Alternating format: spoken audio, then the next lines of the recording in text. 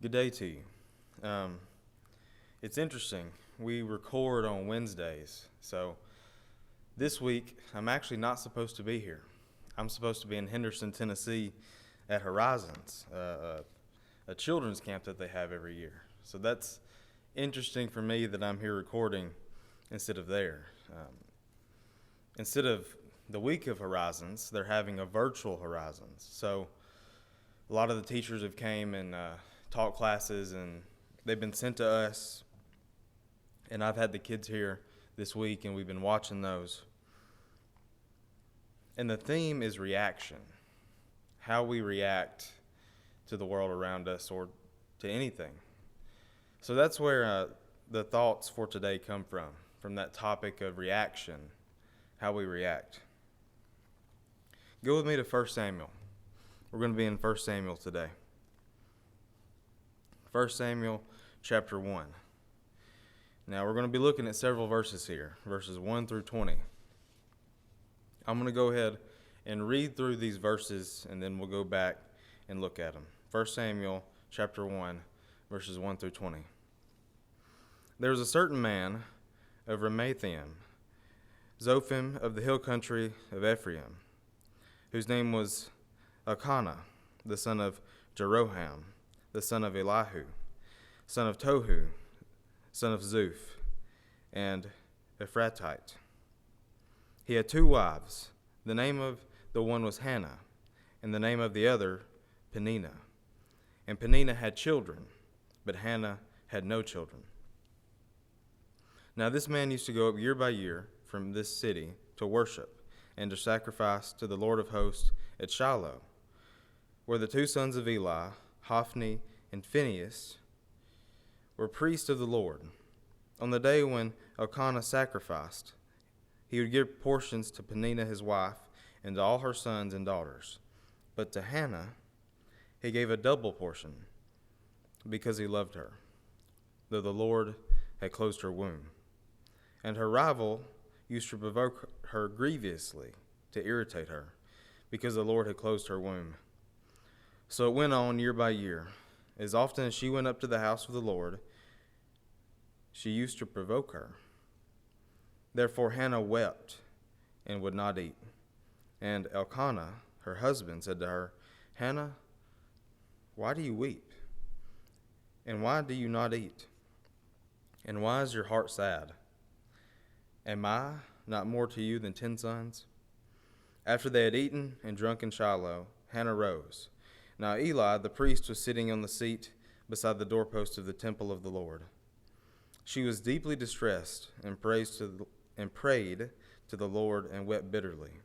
And she vowed a vow and said, O Lord of hosts, if you will indeed look on the affliction of your servant and remember me, and not forget your servant, but will give your servant a son, then I will give him to the Lord all the days of his life, and no razor shall touch his head. As she continued praying before the Lord, Eli observed her mouth. Hannah was speaking in heart, only her lips moved, and her voice was not heard. Therefore Eli took her to be a drunken woman. And Eli said to her, How long will you go on being drunk? Put your wine away from you. But Hannah answered, No, my Lord. I am a woman troubled in spirit. Have drunk neither wine nor strong drink, but I have been pouring out my soul before the Lord. Do not regard your servant as a worthless woman, for all along I have been speaking out of my great anxiety and vexation. Then Eli answered, Go in peace, and the God of Israel grant your petition that you have made to him. And she said, Let your servant find favor in your eyes. Then the woman went her way, and ate, and her face was no longer sad. They rose early in the morning and worshipped before the Lord. Then they went back to their house at Ramah, and Elkanah knew Hannah his wife, and the Lord remembered her. And in due time Hannah conceived and bore a son, and she called his name Samuel, for she said, I have asked for him from the Lord.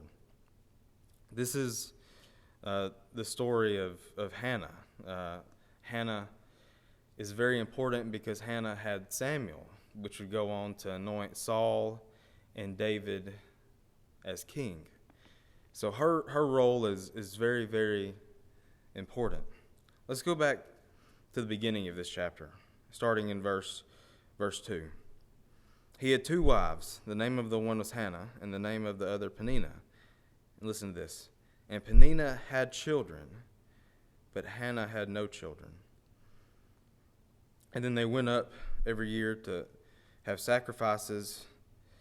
In verse 4, on the day when Elkanah sacrificed, he would give portions to Peninnah his wife and to all her sons and daughters. But to Hannah he gave a double portion because he loved her, though the Lord had closed her womb. So, Hannah was the favorite. Hannah was Elkanah's favorite wife, even though she couldn't have any children. I think of men in this time and how their worth was either in their trade or their wealth or their family, their sons and daughters. Men had lots of ways to have worth, to feel successful. Women back in this time didn't have many avenues to feel successful or to feel worth. You had very few options as a woman. You could be a prostitute, you could be a slave, you could be a single woman, which it was very hard to survive as a single woman, or you could be married and have children. And in this time, a married woman found her worth in her children and how many children that she had, and raising those children and keeping the house, because women couldn't have normal jobs like men could. So think of what you put your worth into. What makes you feel successful as a person, as a human being? And I think of Hannah and how she probably felt a little worthless. In the secular world, a wife that couldn't have children at this time was worthless. She wasn't good for anything in most people's eyes. She wasn't adding to the family. She wasn't allowing the bloodline to keep on going. She was worthless in a lot of people's eyes. And we keep on going. Not only did she feel this maybe about herself, going into verse 6, and her rival used to provoke her grievously, to irritate her, because the Lord had closed her womb. So Peninnah, who was the other wife, who wasn't the favorite, said, "Hey, look at all of my children that I'm having. Look how I'm doing my womanly deeds, and I'm raising children. What are you doing over there? You're not doing anything because you can't have children." And I think of today, we tend to pick at people more so over things that they can control, for being honest. People get picked on about their weight, or maybe their wealth, or maybe even their social skills. To an extent, those things can be controlled, or we can have say in our weight a lot of the times, or money, our wealth, putting back or spending, and social skills over time. To an extent, we can help those or not. But I think of a woman who can't have children, and there's nothing that she can do about it. So here she has the other wife making fun of her, grieving her, irritating her over something that she has zero control over. And then going down, verse 8, Elkanah, her husband, sees her. "Hannah, why do you weep? And why do you not eat? And why is your heart sad?" And I think of the men's reaction, my reaction to my wife's sadness sometimes. I want to say, it's not a big deal, or look at what all we have, or I want to be positive, I want to fix the situation, and I see this here. Am I not more to you than 10 sons? He's saying, I'm still here. Why are you still sad? And And I don't know if he actually helped the situation, just like I don't know if I actually helped the situation with Morgan and I sometimes. Keeping on going, we see this beautiful moment of her and God, starting in verse 11. And she vowed a vow and said, O Lord of hosts, if you will indeed look on the affliction of your servant and remember me and not forget your servant, but will give to your servant a son, then I will give him to the Lord all the days of his life, and no razor shall touch his head, which is the Nazarene vow, which means he would be a spiritual leader. He would be someone that would go above and beyond what God had asked anyone to do. Moving on to verse 12 and 13, she's praying, and I think it's funny, she's talking to God, but nothing's coming out, just her lips are moving. So Eli, the priest, says, I think you're drunk, ma'am.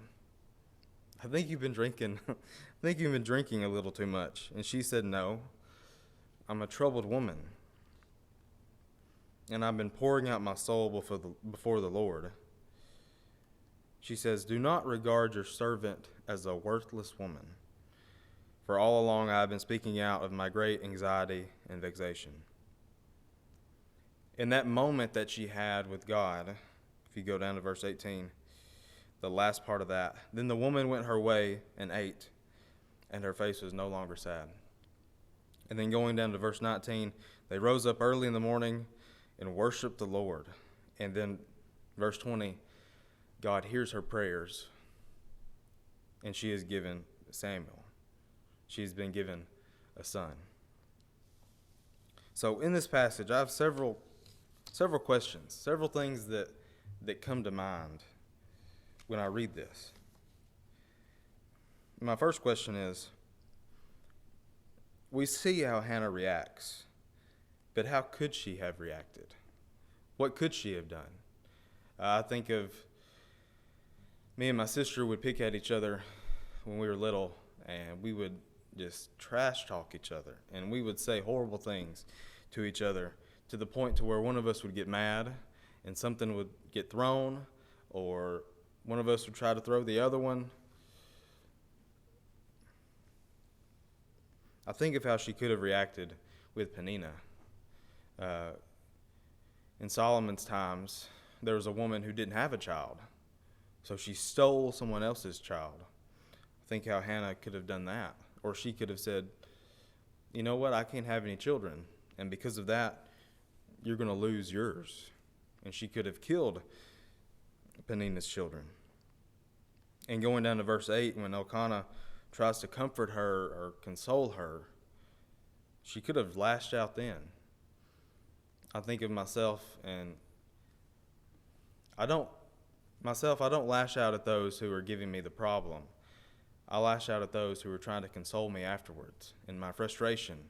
And they're just like my wife. She's trying to help me get through this thing, and I'm mad and I'm upset and I'm angry, and I tend to lash out at her.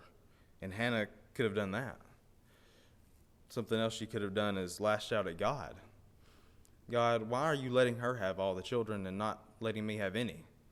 Why are you being so unfair? But she didn't. Looking at her reaction, we see this moment, like I've said, this moment that she had with God, saying, Lord, if you give this to me, then I will give my child back to you. And in this moment, in her reaction, going back to verse 18, it says, then the woman went her way and ate, and her face was no longer sad. That's what she needed. She needed a moment with God. She just needed a little minute with him. And even after that, going to verse 19, they rose early in the morning and worshiped before the Lord. She could have said, you know what? I don't feel like worshiping a God that will make me barren. I don't feel like worshiping God when he's been so unfair to me. But she didn't. She worshiped the Lord. Why was her reaction important? Why did it matter how she reacted? Why did it matter if she would have went off and stormed off and got mad? Why did it matter? Because in the end, going to verse 20, and in due time Hannah conceived and bore a son, and she called his name Samuel, for she said, I have asked for him from the Lord. I wonder if God would have given her a son if she had reacted in a different way, in a negative way. And it's important because, like I said earlier, Samuel was the one that anointed David as king. And from David, we get Jesus. And from Jesus, we get washing away of our sins. So her reaction was very, very important. Kind of switching to us now, switching to how we react. Why are our reactions important? I think sometimes I don't see the blessings that come out of my positive reactions. Hannah never knew if she was going to get a son or not. That was never told to her before, but through her positive reaction, she was given a son and able to bless all the world. So maybe through our positive reactions to whatever, because life brings all kinds of things to us, to where we want to lash out and react in a bad way.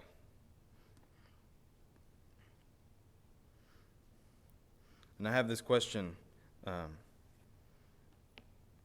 then I'll leave you with this. Thinking about our reactions and how we react to certain situations. If people based their opinion of Jesus solely on how we react to certain situations, what would they think of him? Let me ask that again. If people based their opinions on Jesus Christ, on how we react to certain situations, what would their opinion be of him? My challenge for us this week is to think in the past how we have reacted to anything, whether it be sickness or frustrations with kids or with families, or maybe losing a job or getting fired or anything. And I want us to all think about what people's opinions of Jesus, what they were in that moment, based off of our reactions. And I want us to strive to react to things that people would say, you know what? Joshua, he is a follower of Christ. Because I wouldn't be able to react like that. I would fly off the handle and get mad and get upset and act irrationally. But I know that he, the way he reacted, is a follower of Jesus. And my second challenge is to read the rest of chapter 1, verses 21 all the way down to the end of the chapter. And you get to see how Samuel, from the very beginning, is given to the Lord. I miss you, and I love you, and I hope you have a great day.